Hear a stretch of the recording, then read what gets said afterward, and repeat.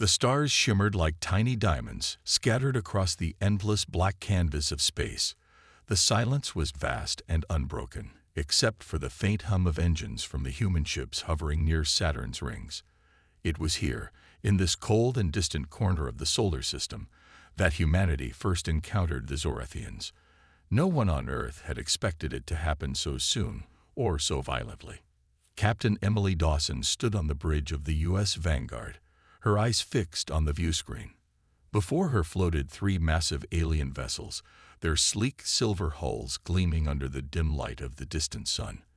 They were unlike anything humans had ever seen, smooth, seamless, and radiating an aura of superiority.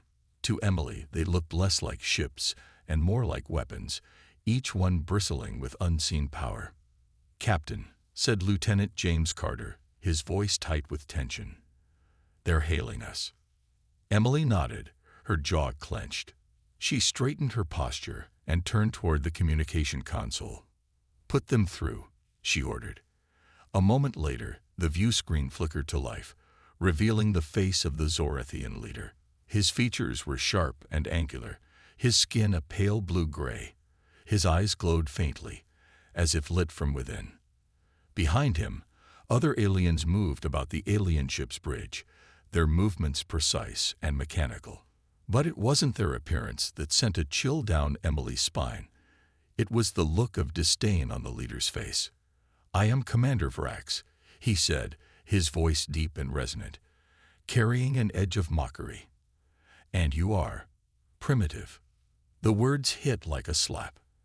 Emily forced herself to remain calm, though her hands tightened into fists at her sides. "We are representatives of Earth," she replied evenly. "We come in peace." Vrax tilted his head, as if the concept amused him. Then he laughed, a cold, hollow sound that echoed through the bridge of the Vanguard. "Peace, from beings who ride in these toys." He gestured dismissively at the screen, which now displayed an image of the human fleet. Compared to the towering Zorathian ships, the human vessels looked small, fragile, almost laughable. Emily felt a surge of anger but pushed it down. She couldn't afford to let emotion cloud her judgment. "We may not have your technology," she said, her tone steady, "but we are capable of defending ourselves." Vrax's laughter grew louder, filling the room. "Defend yourselves. Against us. You misunderstand, human. We do not seek conflict. We simply observe and judge."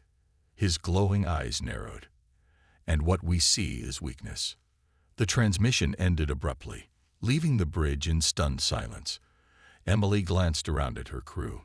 Their faces were pale, some masking fear, others burning with indignation. She knew how they felt. The Zorathians had made their intentions clear. They saw humanity as insignificant, unworthy of respect, or even fear. Later, back in her quarters, Emily replayed the encounter in her mind. She stared out the window at the swirling rings of Saturn, trying to make sense of what had just happened. The Zorathians' arrogance was infuriating, but there was something else beneath it, something darker. They weren't just mocking humanity.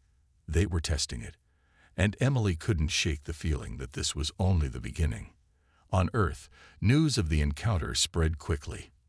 President Matthew Hayes watched the footage of Vrax's taunts in his office, his expression grim. He leaned back in his chair and sighed heavily. Humanity had dreamed of meeting intelligent life beyond the stars, but no one had imagined it would go like this. "We need a plan," Hayes muttered to himself. And fast. Far away, near Saturn, the Zorathian ships remained motionless, watching silently. For now, they did nothing, but everyone knew it was only a matter of time before they acted. Back on Earth, the situation was tense. News of the Zorathians' mockery spread like wildfire, sparking fear and outrage across the globe. People gathered around televisions and radios, listening to reports about the alien ships near Saturn. Some panicked, while others demanded action. In Washington, D.C., President Matthew Hayes held an emergency meeting with his top advisors and scientists. Sitting at the long wooden table in the Situation Room, He looked tired but determined. "We can't just sit here and do nothing," Hayes said, his voice firm. "Those aliens think we're weak. We need to show them otherwise." Dr. Rachel Bennett, a young astrophysicist known for her innovative ideas, sat quietly at the end of the table. She had been invited to the meeting because of her expertise in space technology. Her mind raced as she listened to the heated discussion. Finally, she raised her hand slightly and spoke. "What if we use what we already have?" she suggested. "We don't need to build new ships. We can upgrade our existing satellites." The room fell silent. Everyone turned to look at her. Rachel swallowed nervously but continued. "Our old military satellites. They're outdated, sure, but they're still in orbit. If we modify them, add weapons systems and artificial intelligence, we could create something powerful, something unexpected." Hayes leaned forward, intrigued. "Explain more." Rachel took a deep breath. "Imagine thousands of small, autonomous drones working together. They wouldn't be as strong as the Zorathian ships individually, but as a group, they could overwhelm the enemy. It's like swarming bees against a bear." The president nodded slowly. "It's risky, but it might work. Do you think you can pull it off?" "Yes," Rachel replied without hesitation. "But I'll need help." That's when Lieutenant James Carter entered the picture, a skilled engineer with years of experience in aerospace design. James was summoned to join Rachel's team. When he arrived at Area 51, where the project would take place, he found Rachel pacing back and forth in a dimly lit lab filled with blueprints and computer screens. "You're the guy who fixed the ISS power grid last year, right?" Rachel asked, shaking his hand firmly. "That's me," James said with a small smile. "So, what's this big idea of yours?" Rachel explained her plan. Retrofitting old satellites into weaponized drones controlled by advanced AI. James listened intently, nodding occasionally. By the time she finished, his eyes were wide with excitement. "This could actually work," he said, "but we'll need to move fast." For weeks, Rachel and James worked tirelessly, barely sleeping or eating. The pressure was immense. Every day brought news of Zorathian activity growing closer to Earth.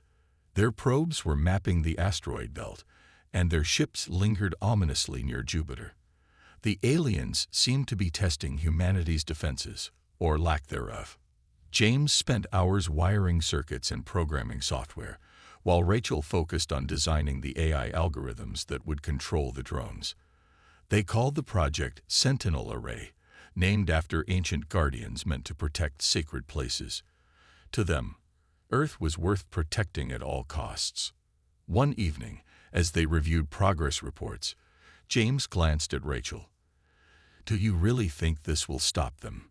he asked. Rachel hesitated before answering. "I don't know," she admitted, "but it's our best shot. Those aliens underestimated us once. Let's make sure they regret it." Meanwhile, Captain Emily Dawson and her crew aboard the U.S. Vanguard prepared for whatever came next. Though their ship was outdated, they trained relentlessly, running simulations and drills. Emily knew they couldn't rely solely on Rachel's project. If the Zorathians attacked, the Vanguard would have to hold its ground until reinforcements arrived, if they ever did. As days turned into weeks, humanity braced itself for the inevitable. The Zorathians weren't laughing anymore, at least not openly, but their presence loomed larger than ever. And somewhere deep in space, Commander Vrax watched and waited, unaware of the storm brewing on the little blue planet he had dismissed so casually. Deep beneath the Nevada desert, in a hidden facility known as Area 51, Rachel Bennett and James Carter worked around the clock. The air inside the lab was cool and sterile, filled with the hum of computers and the occasional clink of tools. The walls were lined with monitors displaying lines of code, satellite schematics, and simulated battle scenarios. It was here that humanity's last hope was taking shape. Rachel stood in front of a large screen, her fingers flying across a keyboard as she fine-tuned the AI algorithms for the Sentinel Array. Her eyes were red from lack of sleep, but her focus never wavered. Beside her, James crouched over a dismantled satellite, carefully installing new weapon modules. His hands moved with precision, tightening screws and connecting wires. Both knew that failure wasn't an option. "This AI is going to have to think faster than any human," Rachel muttered, more to herself than to James. "It needs to adapt in real time, predict enemy movements, and coordinate thousands of drones at once." James nodded, his voice muffled as he leaned into the satellite. "And it has to be smart enough not to accidentally hit our own ships." "That's kind of important." Rachel cracked a small smile despite the stress. "Yeah, that would be bad." The two had developed a rhythm over the past weeks. They barely spoke about anything outside of work, their conversations limited to technical details and progress updates. But there was an unspoken understanding between them, a shared determination to protect Earth no matter the cost. While Rachel and James focused on building the Sentinel array, Captain Emily Dawson and her crew aboard the U.S. Vanguard prepared for the worst. The ship's aging systems required constant maintenance, and supplies were running low. Still, Emily pushed her team to train harder, simulating every possible scenario they might face against the Zorathians. "Remember," Emily told her crew during one briefing, "their ships are bigger and stronger, but we're faster. If we can outmaneuver them, we might stand a chance." Her words were met with nods and murmurs of agreement. No one doubted the odds. They all knew how dangerous the Zorathians were, but Emily's confidence inspired them. She refused to let fear take hold, even though she felt it herself every time she looked at the stars. Meanwhile, the Zorathians continued their advance. Their sleek ships moved steadily closer to Earth, scanning planets and moons along the way. Commander Vrax watched the data stream in, his glowing eyes narrowing as he studied the primitive human defenses. He had expected Earth to crumble under the weight of his fleet's presence, yet something about humanity's persistence intrigued him. "They're preparing something," Vrax said to his second-in-command, a tall alien named Kryle. "Their activity near Mars has increased." Kryle tilted his head. "Shall we destroy them now?" "No," Vrax replied, his voice cold. "Let them try. It will make their defeat all the sweeter." Back on Earth, President Matthew Hayes delivered a speech to calm the growing panic among the population. Standing in front of a bank of microphones, he spoke with quiet strength. "We are not alone in the universe," he began, "but we are not afraid. Humanity has faced challenges before, and we have always risen to meet them. This time will be no different." His words resonated with many, but others remained skeptical. Protests erupted in cities around the world, demanding answers and action. Some called for surrender, believing resistance was futile. Others urged an all-out attack, arguing that waiting only gave the Zorathians more time to prepare. Through it all, Rachel and James kept working, oblivious to the chaos above ground. Finally, after countless sleepless nights, they completed the first phase of the Sentinel array. A prototype drone, equipped with experimental plasma cannons and guided by the new AI, was ready for testing. James stood beside Rachel as they activated the drone in a secure chamber. The machine hummed to life, its sensors scanning the room. Rachel held her breath as she entered commands into the control panel. Slowly, the drone lifted off the ground, hovering silently. "It works," James whispered, his voice filled with awe. Rachel allowed herself a brief moment of relief. "This is just the beginning," she said. "We still have a long way to go." Outside, the sun rose over the desert, casting golden light across the barren landscape. Somewhere far away, the Zorathians continued their steady approach.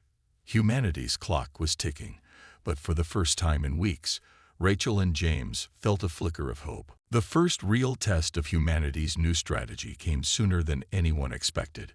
A group of Zorathian scout ships appeared near Mars, moving cautiously but deliberately. Their sleek forms glinted in the sunlight as they scanned the planet's surface. It was clear they were probing for weaknesses, testing Earth's defenses before launching a larger attack. Captain Emily Dawson received the alert while aboard the U.S. Vanguard. Her ship was stationed at the edge of the asteroid belt, hidden among the rocks and debris. When the news reached her, she immediately called her crew to the bridge. "We've got movement near Mars," Emily said, her voice calm but firm. "5 Zorathian ships. They're small, but they're not here by accident." Her navigator, Lieutenant Sarah Myers, frowned. "They're probably just scouting, Captain.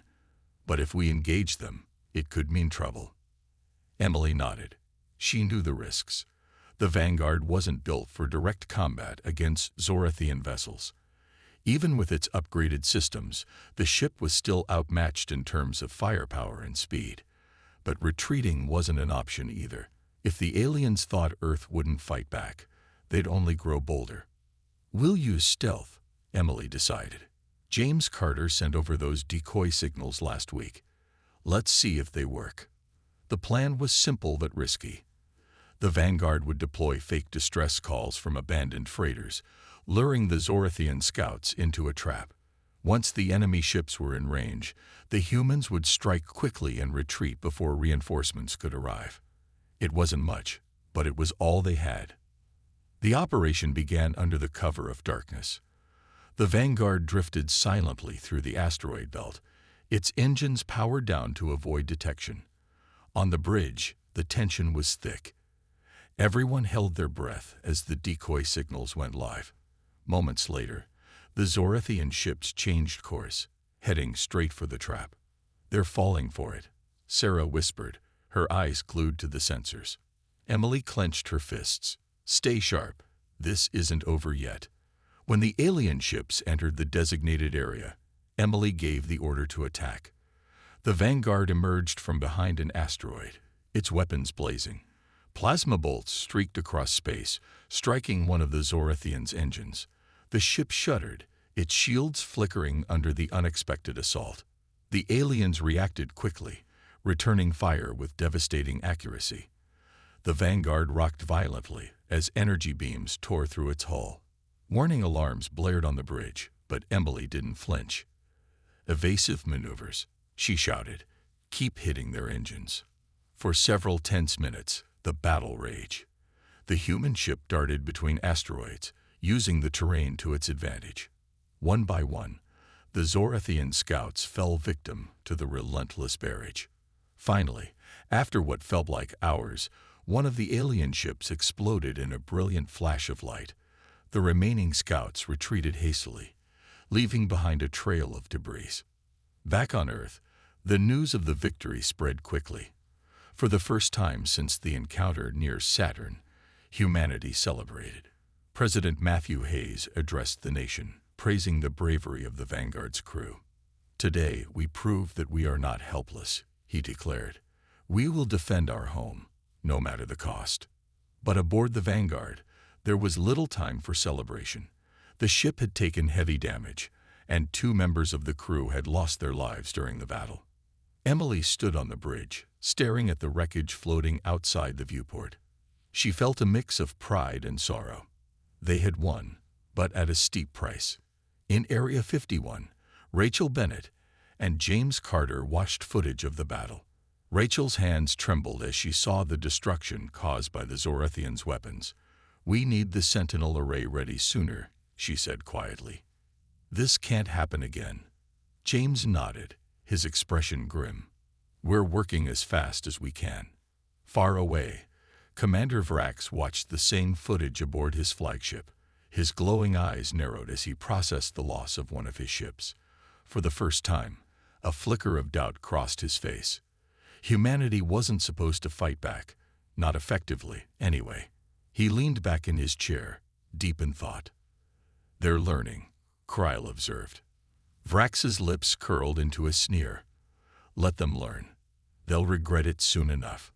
The galaxy grew quieter once more, but the tension remained.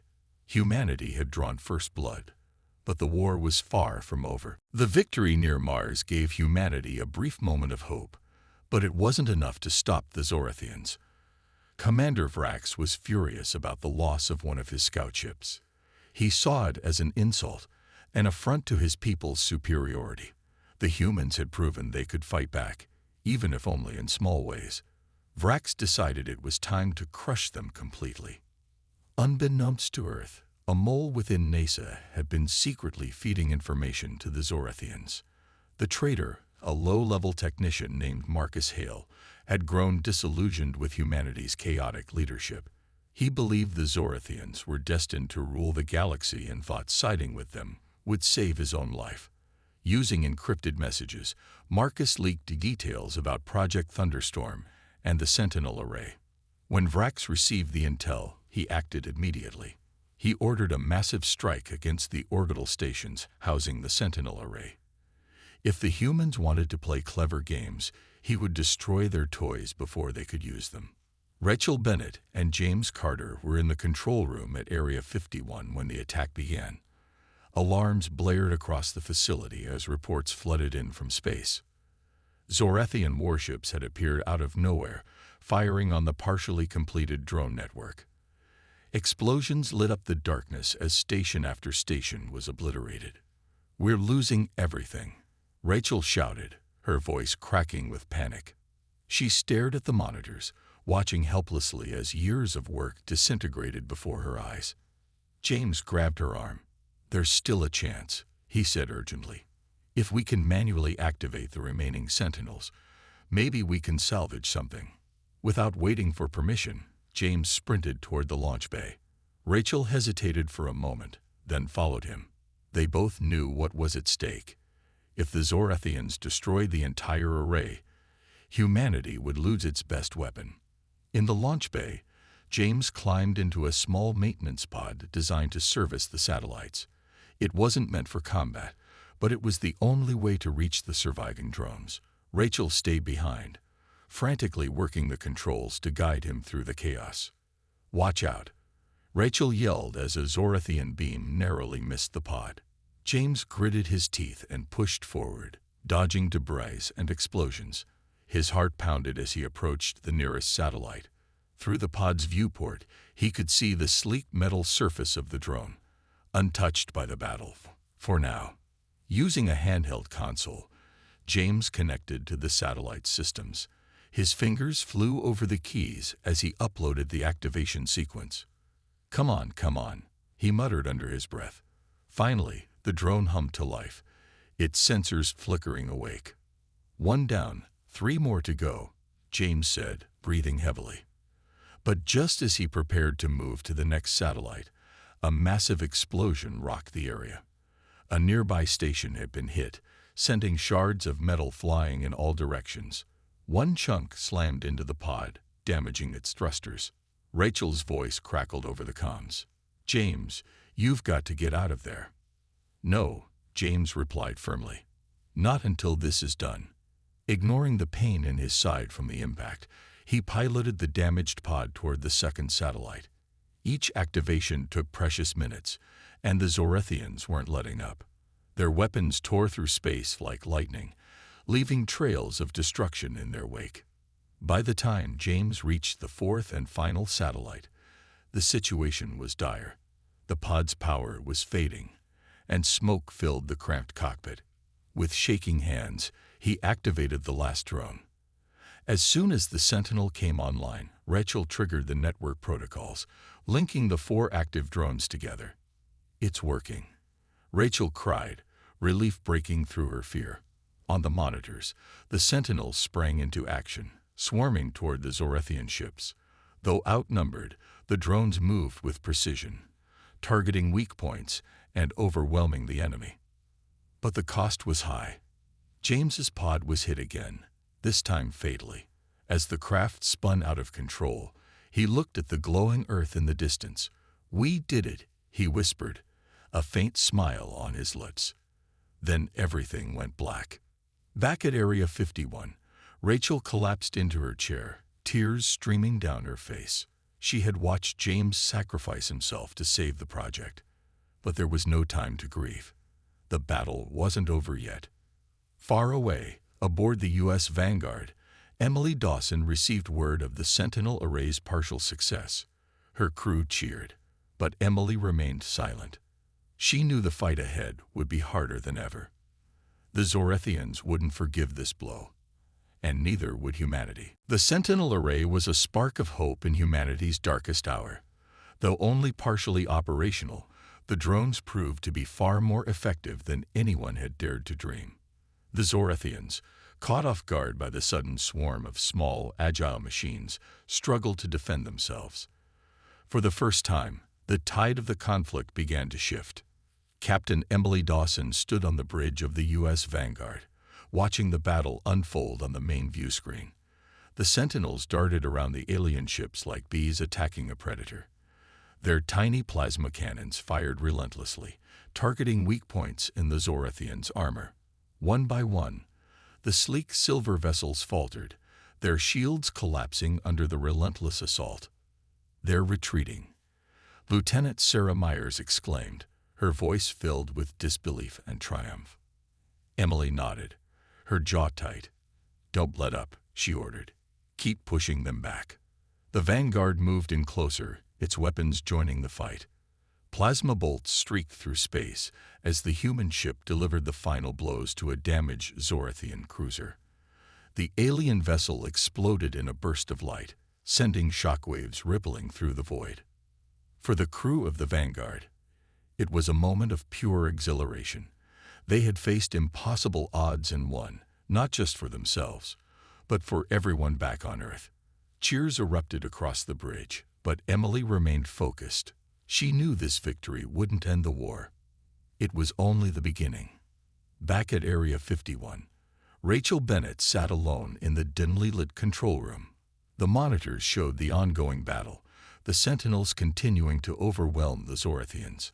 Her hands trembled as she stared at the footage, her mind replaying James Carter's final moments. He had given his life to activate the array, and now his sacrifice was paying off. But instead of feeling relief, Rachel felt hollow. "We did it, James," she whispered to the empty room. "But I wish you were here to see it." On Earth, news of the battle spread quickly. President Matthew Hayes addressed the nation from the White House, his expression a mix of pride and determination. "Today, we showed the galaxy that humanity will not back down," he declared. "Our courage and ingenuity have turned the tide. This is our planet, and we will defend it with everything we have." The celebrations were short-lived. While the Sentinel Array had dealt a significant blow to the Zorethians, the aliens still outnumbered humanity's forces. Commander Vrax, humiliated by the loss, vowed revenge. His glowing eyes burned with rage as he watched the remnants of his fleet retreat. "This isn't over," Vrax snarled to his second-in-command, Kryl. "Those humans think they've won. They've only delayed their destruction." Kryl hesitated before speaking. "What is your plan, Commander?" Vrax's lips curled into a cold smile. "We hit them where it hurts most, their home. Earth will burn." Meanwhile, Emily and her crew regrouped aboard the Vanguard. The ship had taken heavy damage during the battle, and repairs were underway. Despite the exhaustion etched on their faces, the crew worked tirelessly, knowing the fight wasn't over. Emily paced the bridge, her thoughts racing. The success of the Sentinel Array had bought humanity some time, but she knew the Zorethians wouldn't stop until Earth was either conquered or destroyed. "Captain," Sarah said softly, interrupting Emily's thoughts. "Do you think we can really win this?" Emily stopped pacing and looked at her navigator. "I don't know," she admitted, "but I do know one thing. We're not giving up. Not ever." Rachel, too, was preparing for what came next. With James gone, she threw herself into upgrading the remaining Sentinels. The original network of drones was too small to hold off the full might of the Zorethian fleet, but Rachel refused to lose hope. She worked day and night, her hands moving mechanically as she rewrote code and installed new modules. Every drone counted, and every second mattered. As the days passed, the Zorethians regrouped and prepared for their next move. Their arrogance had been shattered, replaced by a burning desire for vengeance. Humanity had proven itself capable of fighting back, but the cost of survival would be higher than anyone imagined. In the vast silence of space, two forces prepared for the ultimate clash. The Zorethians sought domination, while humanity fought for its very existence.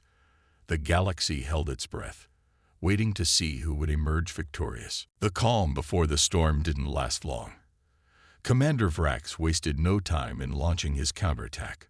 True to his word, he aimed straight for Earth, unleashing a massive fleet of Zorathian warships.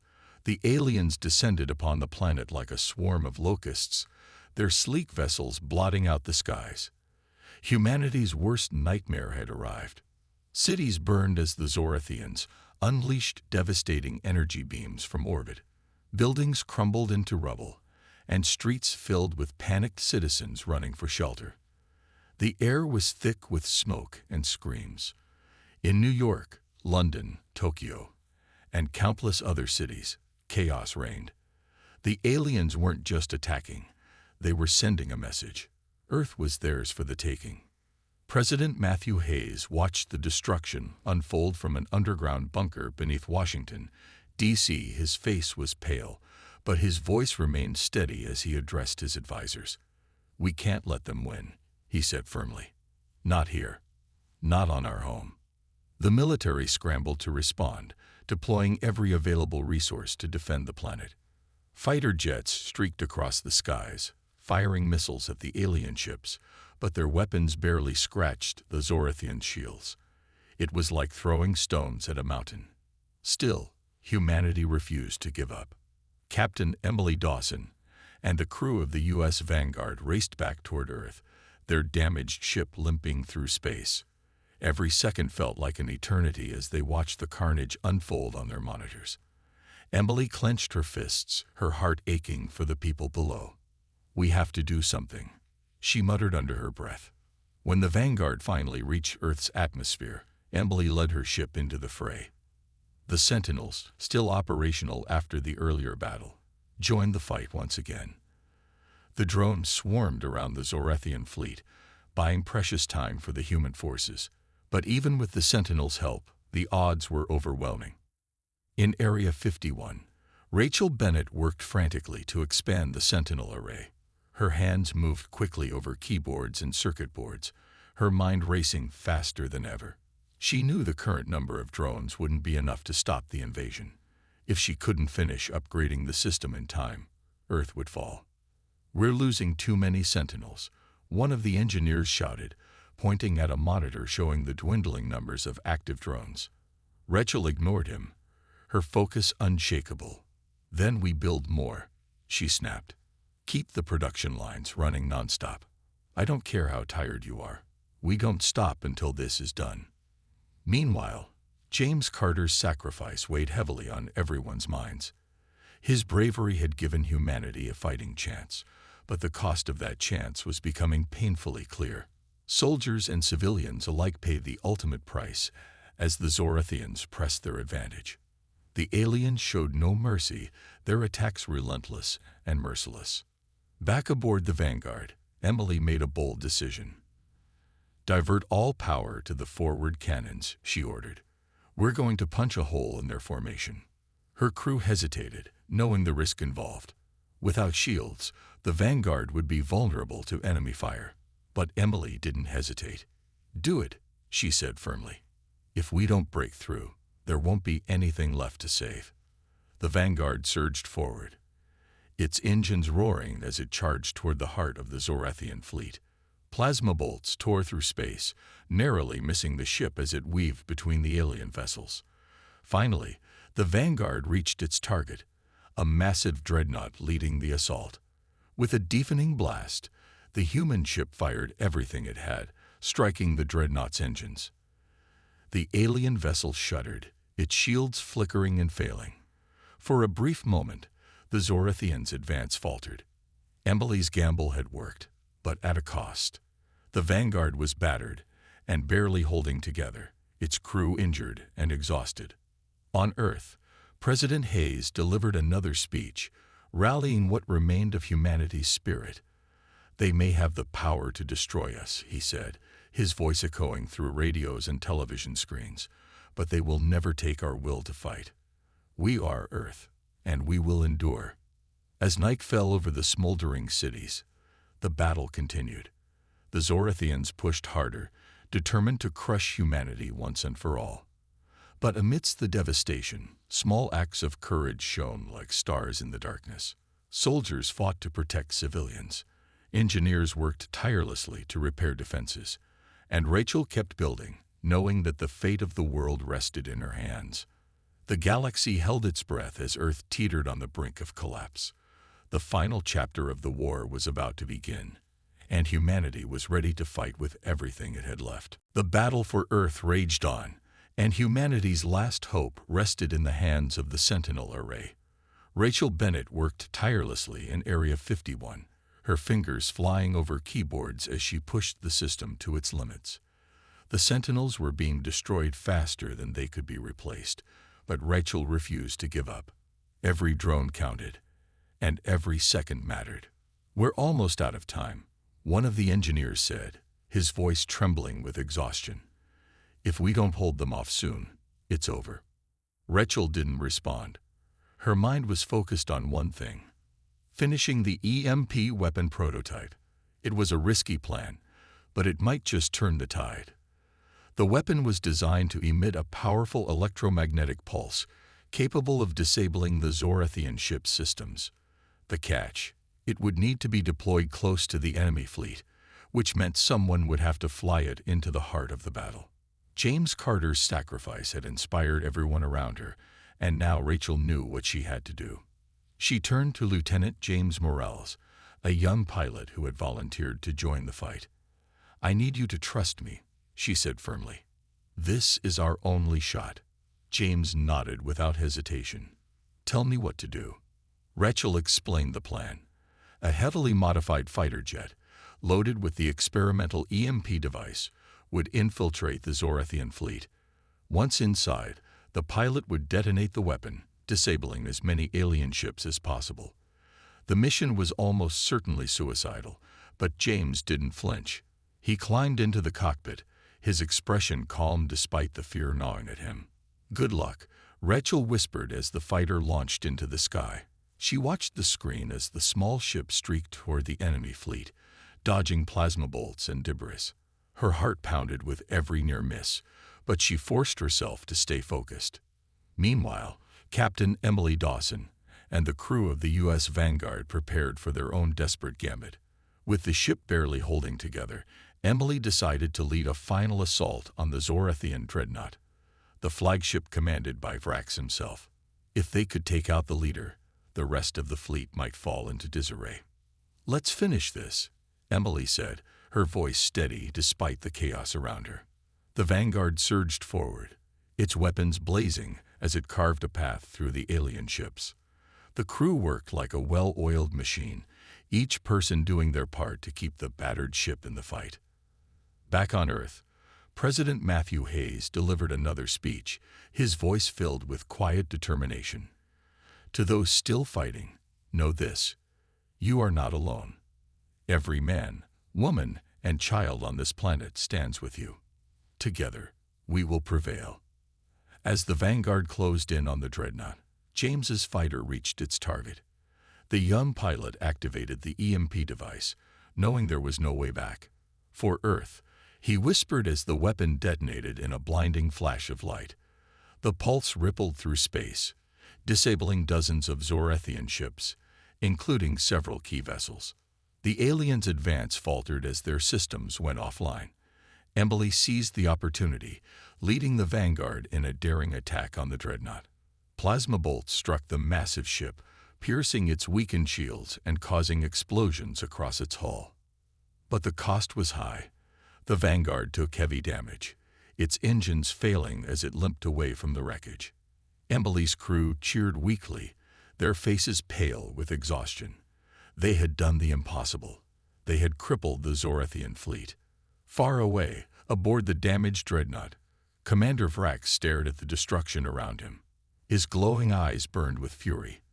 But there was also a flicker of fear. For the first time, he realized that humanity wasn't just fighting to survive. They were fighting to win. On Earth, Rachel watched the battle unfold on the monitors, tears streaming down her face. James's sacrifice had not been in vain. Humanity had struck a devastating blow, But the war wasn't over yet. The galaxy held its breath as the survivors prepared for the final chapter of the conflict. The EMP blast changed everything. The Zorathian fleet, once a seemingly unstoppable force, was now in disarray. Dozens of their ships floated powerless in space, their systems fried by the electromagnetic pulse. Commander Vrax's dreadnought, though damaged, remained operational, but barely. Its shields were down, its engines sputtering, and its crew scrambling to regain control. Captain Emily Dawson knew this was humanity's chance to finish the fight. The U.S. Vanguard might have been battered and broken, but it still had enough firepower left for one last strike. "Target their core," Emily ordered, her voice steady despite the chaos around her. "If we can hit their main reactor, the whole ship will go up." The crew worked frantically, their movements precise even as exhaustion weighed heavily on them. Sarah Myers, the navigator, plotted a collision course with the dreadnought, knowing it might cost them their lives. "We're locked on," she said, her hands trembling over the controls. "Ready when you are, Captain." Emily nodded. "Do it." The U.S. Vanguard surged forward, its weapons firing non-stop at the massive alien vessel. Plasma bolts struck the dreadnought's hull, tearing through weakened armor and causing explosions inside. The Zorathians fought back fiercely, their remaining turrets spitting energy beams that rocked the human ship. Alarms blared across the bridge as smoke filled the air, but no one flinched. They were too close to stop now. On Earth, Rachel Bennett watched the battle unfold from Area 51. Her eyes were glued to the monitors, tears streaming down her face as she saw the Vanguard charging toward the enemy flagship. She whispered prayers under her breath, hoping against hope that Emily and her crew would make it out alive. Finally, the Vanguard reached its target. With a deafening roar, it slammed into the dreadnought's reactor chamber, triggering a chain reaction. The alien ship erupted in a blinding explosion, lighting up the darkness of space like a second sun. Debris scattered in all directions, and the shockwave rippled through the remnants of the Zorathian fleet. For a moment, there was silence, both in space and on Earth. Then cheers erupted across the planet as news of the victory spread. President Matthew Hayes addressed the nation once more, his voice filled with pride and relief. "Today we proved that humanity cannot be broken," he declared. "Against all odds, we stood together and fought for our home. This is our victory." But aboard the Vanguard, the mood was somber. The ship had survived the impact, but just barely. Its hull was cracked, its systems failing, and many of its crew injured. Emily stood on the bridge, staring at the wreckage of the dreadnought. She felt a mix of triumph and sorrow. They had won, but at a terrible cost. Back at Area 51, Rachel collapsed into a chair, overwhelmed by emotion. James Carter's sacrifice, and now Lieutenant James Morell's bravery, had given humanity a fighting chance. But the weight of their losses hung heavy on her heart. She knew the war wasn't truly over until every last Zorathian ship was gone. As the surviving human forces regrouped, the Sentinels continued their relentless assault on the disabled alien vessels. The drones swarmed around the Zorathians, finishing what the Vanguard had started. One by one, the alien ships were destroyed, their sleek forms reduced to floating debris. Commander Vrax, however, did not die with his flagship. He had escaped in an escape pod moments before the explosion, his glowing eyes filled with rage and disbelief. Floating alone in space, he activated a distress signal, calling for reinforcements. Humanity may have won this battle, but Vrax vowed revenge. "This isn't over," he muttered to himself. "Not while I still draw breath." Far away, near Saturn's rings, a new fleet of Zorathian ships began to mobilize. They moved slowly, deliberately, preparing for another assault on Earth. But for now, humanity celebrated its improbable victory. Cities that had been burning only hours earlier were now filled with people cheering in the streets. Flags waved, music played, and strangers embraced, united by the knowledge that they had faced extinction and survived. In the vast silence of space, the galaxy held its breath once more. The Zorethians had been humbled, but they weren't defeated, and humanity, battered but unbroken, prepared itself for whatever came next. The war had ended, but the scars ran deep. Earth was a planet healing from wounds that would take years to fully mend. Cities lay in ruins, their streets still littered with debris and ash. Yet amidst the destruction, there was hope. Humanity had faced an enemy far more advanced and powerful, and triumphed. It was a victory earned through courage, sacrifice, and unity. Captain Emily Dawson became a symbol of that resilience. Her leadership during the final battle turned the tide against the Zorethians, and her name echoed across the globe. She stood on a stage in New York City, accepting honors from President Matthew Hayes before a crowd of thousands. The cheers were deafening, but Emily's expression remained solemn. She thought of her crew, many of whom hadn't made it home. Their faces lingered in her mind, reminding her of the cost of victory. Rachel Bennett also found herself hailed as a hero.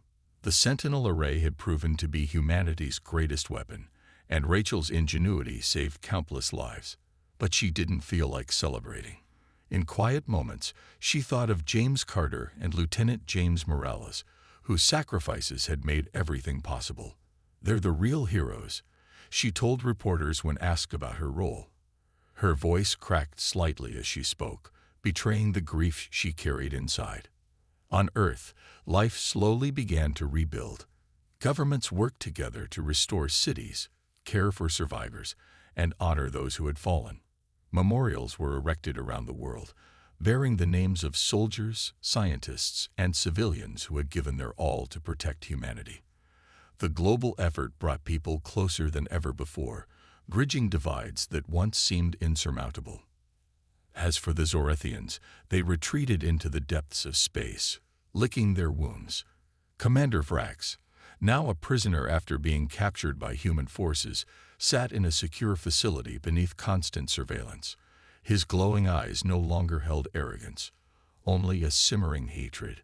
When questioned, he refused to speak, but his expression said enough.